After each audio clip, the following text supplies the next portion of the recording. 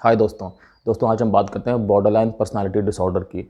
जैसे दोस्तों इसके नाम में ही आ रहा है बॉर्डर लाइन, तो इसमें क्या होता है कि जो व्यक्ति है दोस्तों, जैसे ये प्रॉब्लम है, वो अपने मन से बिल्कुल बॉर्डर पे बैठा होता है और उसे ज़रा से भी अगर पुश मिले, ज़रा से भी उसे स्टिमुलस मिले इस तरह की, तो वो लाइन क्रॉस कर जाता है, मतलब बॉर्डर क्रॉस कर जाता है। तो इसमें होता क्या है दोस्तों कि जो पेशेंट है उसको बार बार बहुत जल्दी उसको अपने मूड स्विंग्स होते हैं, उसे अपने थॉट्स को कंट्रोल करने में दोस्तों प्रॉब्लम होती है। दोस्तों बहुत कोशिश करने के बावजूद अपने इमोशंस कंट्रोल कर पाने में व्यक्ति को प्रॉब्लम होती है। देखा जाता है कि इन लोगों की जो रिलेशनशिप्स होती हैं दोस्तों, वो बहुत इंटेंस होती हैं और कम टाइम के लिए होती हैं, मतलब स्टेबल रिलेशनशिप्स नॉर्मली इन लोगों की नहीं हो पाती हैं दोस्तों। और साथ साथ में कई बार अगर ये कंडीशन दोस्तों बनी रहे, टाइम पे इसकी रोकथाम ना की जाए, इलाज ना किया जाए, तो ये भी देखा जाता है कि सेल्फ हार्म करने की टेंडेंसी या अपने आप को नुकसान पहुंचाने की टेंडेंसी भी दोस्तों इन पेशेंट्स में पाई जाती है। दोस्तों इस वीडियो में बात करते हैं कि बॉर्डरलाइन पर्सनालिटी डिसऑर्डर के सिम्टम्स क्या क्या हो सकते हैं। टोटल 9 सिम्टम्स की बात करेंगे दोस्तों कि जिससे अंदाज़ा लग सकता है कि क्या ये प्रॉब्लम डेवलप हो रही है। साथ साथ दोस्तों बात करेंगे इसके कॉजेज़ क्या क्या हो सकते हैं, किस तरह से इस कंडीशन की दोस्तों डायग्नोसिस बनाई जा सकती है। थोड़ा सा दोस्तों इस बात पे भी टच करेंगे कि इसका ट्रीटमेंट क्या होता है। वैसे मैं आपको शॉर्ट में बता दूं, इसका ट्रीटमेंट मेनली टॉक थेरेपी होता है। अब हम एक एक करके इसके सारे पहलुओं को दोस्तों टच करते हैं।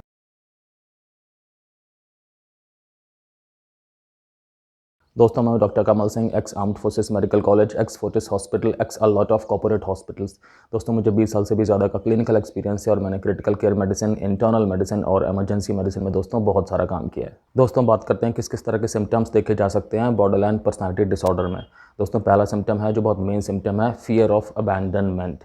इसका मतलब क्या होता है? इसका मतलब ये है दोस्तों कि पेशेंट को ऐसा लगता है कि मुझे रिलेशनशिप में अकेला छोड़ दिया जाएगा। पेशेंट को दोस्तों अकेले हो जाने से बहुत ज़्यादा डर लगता है। तो वो किसी भी रिश्ते में जिसमें भी होता है, सपोज़ फैमिली में या फ्रेंड्स में या किसी रोमांटिक पार्टनर के साथ में, उसमें ये पेशेंट दोस्तों हमेशा इनसिक्योर रहता है कि मुझे रिश्ते में अकेला छोड़ दिया जाएगा, मुझे रिश्ते से बाहर कर दिया जाएगा। और उन्हें जब भी कभी लगता है कि उन्हें छोड़ा जा रहा है या उन पे ध्यान नहीं दिया जा रहा, उन्हें नेग्लेक्ट किया जा रहा है, तो दोस्तों उन्हें अंदर से बहुत ज़्यादा गुस्सा भी आता है, उन्हें कई बार अंदर से बहुत ज़्यादा डर भी लगता है, उन्हें अंदर से कई बार बहुत ज़्यादा बेचैनी होती है, बहुत ज़्यादा चिंता हो जाती है।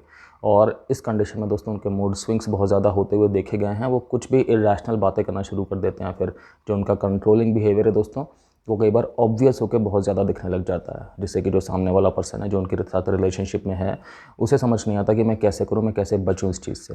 दोस्तों इन लोगों के अंदर इनसिक्योरिटी इतनी ज़्यादा बढ़ सकती है कि जिनके साथ ये रिलेशनशिप में हैं, उनको पूरी तरह से कंट्रोल करने की कोशिश हो सकती है। वो लोग कहाँ जा रहे हैं, किससे मिल रहे हैं, क्या प्लान कर रहे हैं, इस सब चीज़ की जानकारी अपने पास नॉर्मली रखना चाहते हैं।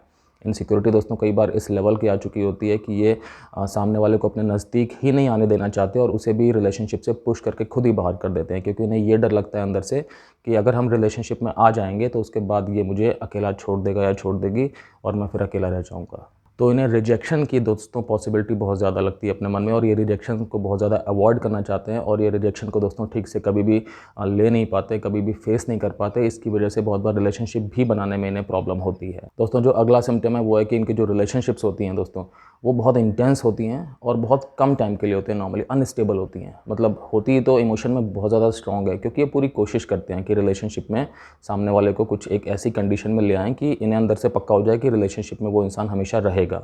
तो इस कोशिश में दोस्तों वो कुछ बहुत स्ट्रॉन्ग बिहेवियर शो करते हैं अपना, लेकिन इनके मूड स्विंग्स होते ही हैं। हम जानते हैं इन्हें अपने इमोशंस को कंट्रोल करने में प्रॉब्लम होती है। हमेशा अंदर से डर लगा रहता है कि रिलेशनशिप ख़त्म तो नहीं हो जाएगी। तो दोस्तों इस जद्दोजहद में क्या होता है कि इनकी रिलेशनशिप्स नॉर्मली इनके किसी न किसी बिहेवियर की वजह से अनस्टेबल हो जाती है और लंबे टाइम के लिए नहीं चल पाती। स्टेबल रिलेशनशिप्स का दोस्तों अभाव हो जाता है नॉर्मली बॉर्डरलाइन पर्सनालिटी डिसऑर्डर में। देखा गया है कि ये वाले पेशेंट्स अपना जो पॉइंट ऑफ व्यू है वो बहुत जल्दी चेंज करते हैं।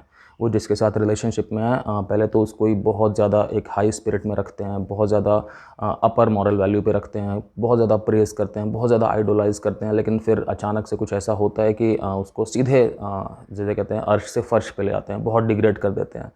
तो ऑब्वियस सी बात है, जब किसी रिलेशनशिप में इस तरह का ट्रीटमेंट मिलेगा कि आप कभी हीरो हैं, कभी ज़ीरो हैं, तो फिर आप रिलेशनशिप में स्टेबिलिटी के साथ में नहीं रह पाएंगे। आप अपने मन में सोचेंगे कि ये रिलेशनशिप जो है ये तो मेरे लिए डैमेजिंग हो रही है, मेरी अपनी सेल्फ एस्टीम ख़राब हो रही है। तो ये सारे थॉट्स आते हैं इनके नॉर्मली पार्टनर के अंदर या जो भी इनके साथ रिलेशनशिप में है, इनके फैमिली फ्रेंड्स या कोई भी कोलीग उसके अंदर।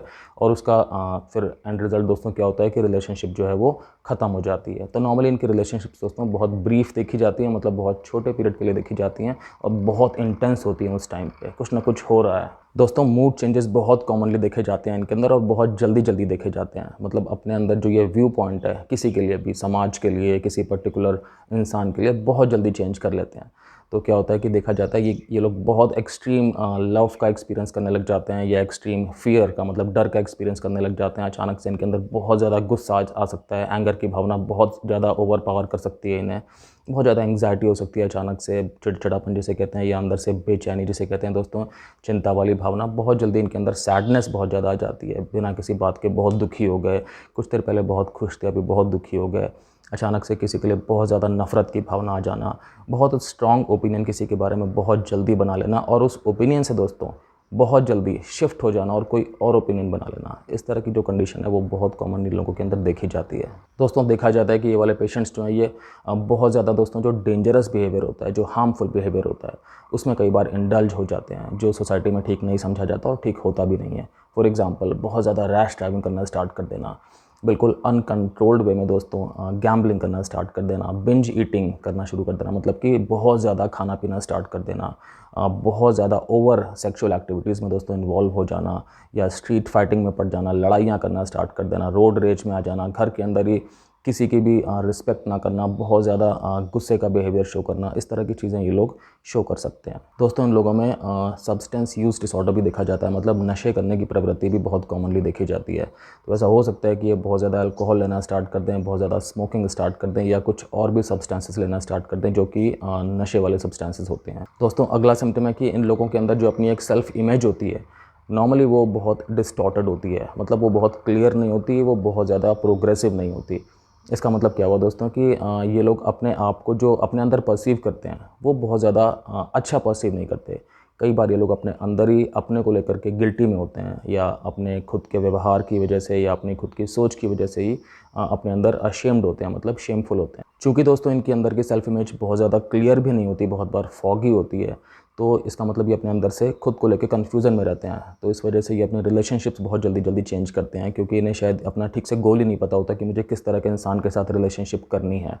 या ये अपने करियर को दोस्तों बहुत जल्दी जल्दी चेंज करते रहते हैं, अपने प्रोफेशन में बहुत जल्दी जल्दी स्विच करते हैं, कभी कुछ और थे, कभी बिल्कुल 180 डिग्री चेंज होकर किसी और प्रोफेशन में आ गए, क्योंकि इन्हें अपने अंदर से क्लैरिटी नहीं होती, अपने अंदर से अपने आप को लेकर के एक इमेज नहीं होती कि मैं एग्जैक्टली कौन हूँ, क्या हूँ और क्या बनना चाहता हूँ, क्या करना चाहता हूँ, मुझे लाइफ में क्या चाहिए। और तो और दोस्तों ये लोग अपने फ्रेंड्स भी बहुत जल्दी जल्दी नॉर्मली चेंज कर लेते हैं। आज को कोई फ्रेंड है इनका, उसके अंदर बहुत सारी अच्छी अच्छी क्वालिटीज़ हैं इनके हिसाब से, बस कुछ दिन ही बीते थे और वो फ्रेंड इनका बहुत बड़ा दुश्मन बन गया इनके मन में, और कोई और इंसान से इनकी बहुत अच्छी दोस्ती होगी जिसे ये पहले झांक कर देखते भी नहीं थे। इस तरह की कंडीशंस हो सकती हैं। कई बार दोस्तों ये लोग जानबूझ करके अपना करियर ख़राब कर देते हैं, एक पर्टिकुलर रिलेशनशिप ख़राब कर देते हैं, कुछ ऐसा कर देते हैं कि इन्हें अपनी जॉब से निकाल दिया जाए, कुछ ऐसा कर देते हैं कि इन्हें इनका दोस्त या इनका कोई कोलीग है वो इनसे बात करना बिल्कुल बंद कर दे, जो एक सेल्फ सैबोटेज वाली प्रवृत्ति होती है। मतलब एक ऐसी चीज़ होती है कि जिससे लोगों के अंदर आपके लिए नकारात्मकता आ जाए। दोस्तों देखा जाता है कि ये वाले पेशेंट्स बहुत बार अपने अंदर बहुत ज़्यादा एम्प्टी महसूस करते हैं, मतलब बहुत ज़्यादा खाली महसूस करते हैं। इन्हें ऐसी फीलिंग भी आ सकती है कि मैं बिल्कुल वर्थलेस हूँ, मेरी कोई वैल्यू ही नहीं है, कोई मेरी वैल्यू नहीं करता, और अगर मैं हूँ या नहीं हूँ इससे दुनिया में किसी को कोई फ़र्क नहीं पड़ेगा।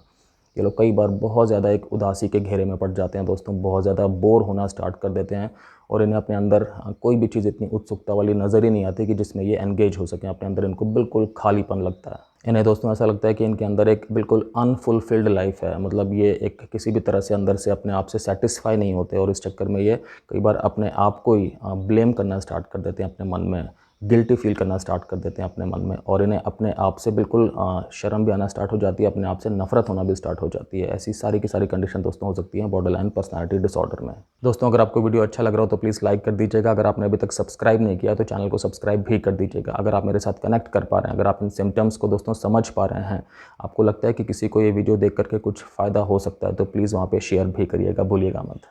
दोस्तों अगला सिम्टम है कि इन लोगों में एंगर इश्यूज़ बहुत ज़्यादा होता है, बहुत कॉमनली भी होता है और बहुत स्ट्रॉन्ग भी होता है। गुस्सा इन्हें दोस्तों इतना ज़्यादा आ सकता है कि बिल्कुल कंट्रोल से ही बाहर हो जाए। ये उस गुस्से में दोस्तों भूल जाते हैं कि मैं कहीं हिंसक बिहेवियर तो नहीं कर रहा, मैं वॉयलेंट तो नहीं हो रहा, मैं किसी की फीलिंग्स को दोस्तों पूरी तरह से ख़त्म तो नहीं कर रहा अपने लिए।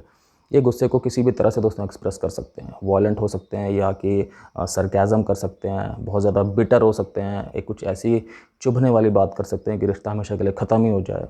ये भी देखा जाता है कि नॉर्मली जब इनके गुस्से का जो आउटबर्स्ट का एपिसोड है, जब वो कंट्रोल में आया, जब ये वापस अपने सेंस में आए, तो उसके बाद फिर इन्हें बहुत ज़्यादा गिल्ट होने लगा कि हाय मैंने गुस्सा क्यों किया था, मुझे ऐसा नहीं करना चाहिए था। इस तरह की फीलिंग्स इनके अंदर आ सकती हैं। लेकिन दोस्तों जो मेन फैक्ट है, जो मेन पॉइंट है, वो ये है कि गुस्से में ये कुछ भी कर सकते हैं और इन्हें गुस्सा बहुत ज़्यादा आ सकता है, ज़रा सी बात पे आ सकता है।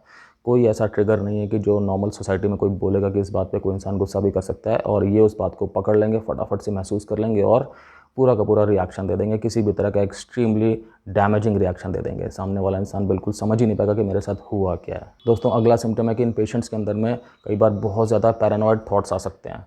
इसका मतलब क्या है दोस्तों कि इन पेशेंट्स को ऐसा लग सकता है कि जो सामने वाला इंसान है वो इनके साथ बिल्कुल भी लॉयल नहीं है, इनके साथ बिल्कुल भी कमिटेड नहीं है और उसके ट्रस्ट फैक्टर में बहुत ज़्यादा इशू है।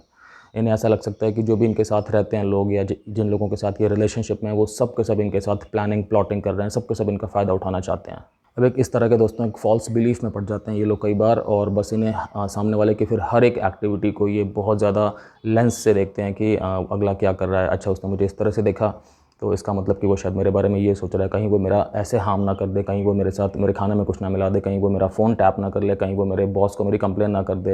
ऐसे कुछ भी इनके अंदर वियर्ड सी बातें आती रहती हैं। दोस्तों एक अंडरलाइंग फीलिंग यही होती है कि इन्हें ऐसा लगता है कि सामने वाला इंसान इनका नुकसान पहुंचा सकता है, इनके खिलाफ एक कॉन्स्पिरेसी कर रहा है, एक षड्यंत्र रच रहा है। दोस्तों अगला सिम्टम है कि इन पेशेंट्स में बहुत बार सेल्फ हार्म करने की या सुसाइडल टेंडेंसी भी आ सकती है। सेल्फ हार्म का मतलब होगा दोस्तों अपने आप को नुकसान पहुँचाने की टेंडेंसी। वो किसी भी तरह से हो सकती है। नॉर्मली फिजिकल देखी जा सकती है कि अचानक से सपोज़ अपना हाथ किसी दीवार पर मार दिया, शीशे में मार दिया, अपने आप को चोट लगाने के लिए या किसी और तरह से अपने आप को हार्म करने की कोशिश करी या हार्म करना स्टार्ट कर दिया। ये सारी कंडीशन दोस्तों अगर कंडीशन बहुत एक्सट्रीम है, सीरियस है और कंट्रोल में नहीं है तो देखी जा सकती है। इसलिए जो भी इन लोगों की फैमिली हैं या फ्रेंड्स हैं उनको इस बात के लिए हमेशा एक मन में एहतियात रखनी चाहिए कि एक ऐसी किसी भी कंडीशन में इन्हें अकेले नहीं छोड़ना चाहिए और कोशिश करनी चाहिए कि फटाफट से मेडिकल हेल्प ले ली जाए। आइए दोस्तों बात करते हैं कि किन किन लोगों में बॉर्डरलाइन पर्सनैलिटी डिसऑर्डर होने के चांसेस ज़्यादा होते हैं। तो दोस्तों देखा गया है कि लगभग 70% जो पेशेंट्स होते हैं, 70% उन्होंने बचपन में कुछ ना कुछ फिज़िकल अब्यूज़ या इमोशनल अब्यूज़ या एक सेक्शुअल अब्यूज़ ये फेस की होती है। इनमें से कुछ भी मतलब इनका जो दोस्तों बचपन होता है वो फुलफिलिंग नहीं होता, या तो इनके पेरेंट्स के साथ में रिलेशंस अच्छे नहीं होते, या इनके पेरेंट्स ने इनका ध्यान नहीं रखा होता, या इनका अपने पेरेंट्स से जल्दी ही सेपरेशन हो गया होता है। दोस्तों ऐसा भी हो सकता है कि ये जिस फैमिली को बिलोंग करते हो बचपन में वो फैमिली अनस्टेबल रही हो, उस फैमिली के अंदर बहुत ज़्यादा लड़ाई झगड़े होते हों, या उस फैमिली के अंदर बिल्कुल भी मॉरल स्टेबिलिटी ना हो। ऐसा हो सकता है दोस्तों कि इन्होंने बचपन में जब ये बच्चे थे तो बहुत ज़्यादा दुखों का सामना किया है। दोस्तों इस तरह की कंडीशंस जब किसी बच्चे के साथ होती है नॉर्मली तो जब वो बच्चा बड़ा होता है तो उसके अंदर बॉर्डरलाइन पर्सनैलिटी डिसऑर्डर होने की संभावना बहुत ज़्यादा हो जाती है। कई बार दोस्तों ऐसा होता है कि पेरेंट्स जो हैं वो बच्चों का ठीक से ध्यान नहीं रखते, बच्चों को मारते पीटते हैं, बच्चों को पनिशमेंट देने के लिए दोस्तों किसी भी एक्सट्रीम तक पहुंच जाते हैं। खाना नहीं दिया, कहीं पे बंद कर दिया, बहुत ज़्यादा पिटाई कर दी, या लोगों के सामने उनकी हमेशा बेइज्जती करते रहे। बच्चों को एक सेफ़ जो दोस्तों एटमॉस्फेयर मिलना चाहिए, कई बार वो नहीं मिल पाता और ऐसे बच्चे बहुत ज़्यादा रिस्क पे रहते हैं कि जब वो बड़े होंगे तो उनके अंदर ये वाली कंडीशन दोस्तों पैदा हो जाएगी। दोस्तों जेनेटिक्स का बहुत इंपॉर्टेंट रोल है। देखा जाता है कि कुछ एक फैमिलीज़ में ये वाली बीमारी होने की टेंडेंसी ज़्यादा होती है और सपोज़ अगर किसी को फैमिली हिस्ट्री है, मतलब किसी की फैमिली में अगर बॉर्डरलाइन पर्सनैलिटी डिसऑर्डर है तो फिर चांसेस बढ़ जाएंगे कि उस फैमिली में आगे आने वाली पीढ़ियों में भी किसी को ये वाली बीमारी हो सकती है। अब जो एग्जैक्ट साइंस है दोस्तों वो कॉम्प्लेक्स है और अभी उस पर बहुत सारी रिसर्च हो रही है। तो दोस्तों कौन कौन से जीन्स हैं जो इस बीमारी के लिए रिस्पॉन्सिबल हैं, अभी इन चीज़ों पे दोस्तों रिसर्च हो रही है। जेनेटिक्स एक इंपॉर्टेंट फैक्टर है दोस्तों, लेकिन ऐसा नहीं है कि सिर्फ जेनेटिक्स ही एक चीज़ है, इसमें एनवायरमेंटल इन्फ्लुएंस बहुत इंपॉर्टेंट है जिसके बारे में हमने अभी बात की है। दोस्तों बात कर लेते हैं कि डायग्नोसिस कैसे बनाई जाती है इस कंडीशन की। तो डॉक्टर्स इसमें आपसे पूरी तरह से बात करेंगे, आपकी सारी की सारी सिम्टम्स को दोस्तों सुनेंगे, आपके सिम्टम्स को समझेंगे कि वो सिम्टम्स का पैटर्न क्या है, आपके थॉट्स का पैटर्न क्या है, आपकी वर्क हिस्ट्री लेंगे, आपकी रिलेशनशिप हिस्ट्री लेंगे दोस्तों, आपके बचपन की बातें पूछेंगे, आपके अपने पेरेंट्स के साथ में कैसी रिलेशनशिप थी, अपने सिबलिंग्स के साथ में कैसी रिलेशनशिप थी, ये सारी बातें दोस्तों असेस करेंगे। फिर आपका एक न्यूरोलॉजिकल एग्ज़ाम भी होगा, आपका साइकियाट्रिक मेंटल एग्ज़ाम भी होगा और उसके बाद अगर उन्हें लगेगा दोस्तों डॉक्टर्स को कि कुछ सिम्टम्स हैं जो कि शायद किसी और बीमारी की वजह से हो सकता है आपके ब्लड टेस्ट भी कराए जाएँ, हो सकता है आपकी ब्रेन की इमेजिंग भी कराई जाए, ब्रेन का सीटी स्कैन या एमआरआई ऐसी कोई भी चीज़। और फिर दोस्तों पूरे असेसमेंट के बाद जब डॉक्टर्स को ये लगेगा कि ये जो आपके सिम्टम्स हैं ये किसी अन्य बीमारी की वजह से नहीं है, ये बॉर्डरलाइन पर्सनैलिटी डिसऑर्डर की वजह से ही है जो एक मेंटल हेल्थ कंडीशन है, फिर आपकी डायग्नोसिस बना दी जाएगी। दोस्तों कई बार देखा जाता है कि जो ब्रेन के कुछ एक सिम्टम्स होते हैं, फॉर एग्जाम्पल बहुत ज़्यादा गुस्सा आना स्टार्ट हो जाना या अपने आप को सेल्फ हार्म करने की टेंडेंसी आना, अगर ये सिम्टम्स अभी अभी में पैदा हुए हैं और बहुत ज़्यादा हैं तो कई बार ये ब्रेन के अंदर किसी और बीमारी की वजह से भी हो सकते हैं। इस कंडीशन में दोस्तों इंपॉर्टेंट होता है कि ब्रेन की इमेजिंग करा के देख ली जाए। लेकिन अगर ये जो चीज़ें हैं ये पुरानी चली आ रही हैं और ब्रेन की इमेजिंग वगैरह ठीक ठाक है, तो फिर ज़रूर चांसेस बहुत ज़्यादा ह्यूज हो जाते हैं कि शायद कोई पर्सनालिटी डिसऑर्डर ही है, और बॉर्डरलाइन पर्सनालिटी डिसऑर्डर के स्पेक्ट्रम में ये चीज़ें फिट होते देखी जाती हैं। दोस्तों अगर ट्रीटमेंट की बात करें तो इसमें टॉक थेरेपी सबसे मेन ट्रीटमेंट होती है। टॉक थेरेपी में दोस्तों क्या होता है कि आप अपने थेरेपिस्ट के साथ में कुछ एक सेशंस लेते हैं, आप बैठते हैं साथ में और बातें करते हैं। आपके थेरेपिस्ट आपको समझाते हैं कि अपने थॉट्स को किस तरह से ऑब्जर्व करना है, क्योंकि दोस्तों जो हमारे विचार होते हैं यही हमारे एक्शन को जन्म देते हैं। तो जब हम अपने विचारों को समझ पाएंगे कि उनके अंदर क्या प्रॉब्लम चल रही है, तो हम शायद अपने एक्शंस को भी गवर्न कर पाएंगे। तो इसमें आपको जो थेरेपिस्ट हैं वो समझाते हैं कि अपने जो भी आपके नेगेटिव विचार हैं किस तरह से उन्हें आइडेंटिफाई करना है, किस तरह से उन्हें अनलर्न करना है। मतलब कि जो एक पैटर्न बना हुआ है, एक नेगेटिव विचार आता है पहले, फिर नेगेटिव एक्शन हो जाता है, उस पूरे के पूरे लूप को ब्रेक कैसे करना है वो आपके थेरेपिस्ट आपको समझाते हैं। और फिर आप अपने विचारों को पॉजिटिव की तरफ बढ़ाते हो दोस्तों, और उसी तरह से आपके जो बिहेवियर है वो भी फिर थोड़ा सा पॉजिटिव की तरफ आना स्टार्ट होता है। बहुत इफेक्टिव ट्रीटमेंट है दोस्तों। ऐसा लगता होगा कि टॉक थेरेपी से क्या होने वाला है, नॉर्मल बातचीत ही तो कर रहे हैं, वो तो हम घर पे भी करते हैं, अपने आप से भी करते हैं, उससे कोई फ़र्क तो पड़ता नहीं है। लेकिन नहीं, टॉक थेरेपी दोस्तों बहुत साइंटिफिक मेथड है, और बहुत सारी मेंटल हेल्थ कंडीशन में दोस्तों टॉक थेरेपी जैसा कोई ट्रीटमेंट ही नहीं है।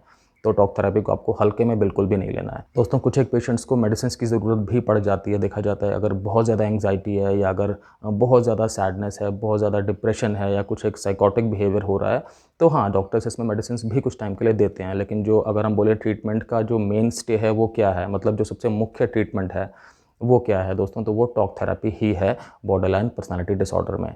दोस्तों अगर आपके किसी जानने वाले को कुछ इस तरह के सिम्टम्स हैं या कुछ इस तरह की प्रॉब्लम डायग्नोज हो चुकी है, तो आपको क्या करना चाहिए दोस्तों। सबसे पहले आपको बहुत ज़्यादा एनकरेज करना चाहिए अपने लव्ड वन को, उस इंसान को जिसको कि ये प्रॉब्लम डायग्नोज हुई है और आप उसे जानते हैं, आप उसके रिश्ते में या रिलेशनशिप में दोस्तों, कि वो अपना इलाज ठीक से ले।